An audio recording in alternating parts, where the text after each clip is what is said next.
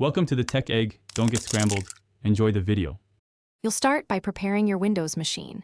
Make sure Windows 10 or 11 is updated and you have an Apple ID with two-factor authentication enabled.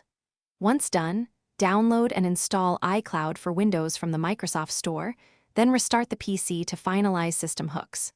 Sign in with your Apple ID when prompted. Grant permissions for network and File Explorer integration.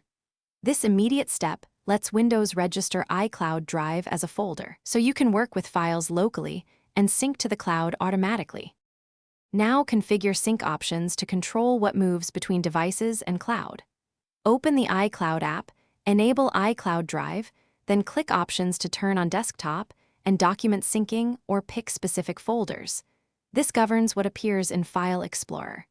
Choose photo syncing only if you want automatic uploads, and review storage usage to decide if you need to upgrade your iCloud plan. Make sure Selective Sync is set to avoid duplicating large archives, because this saves local disk space while keeping important files accessible across devices. Finish by using iCloud Drive like any local folder. Open File Explorer, find iCloud Drive, and drag or edit files. Changes sync to other devices. If files don't appear, force a sync by toggling iCloud Drive off and back on in the app, or restart the iCloud background processes in Task Manager.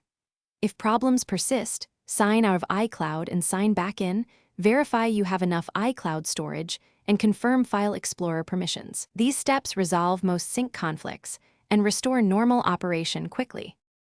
Thanks for watching. Consider subscribing if I helped unscramble your problems.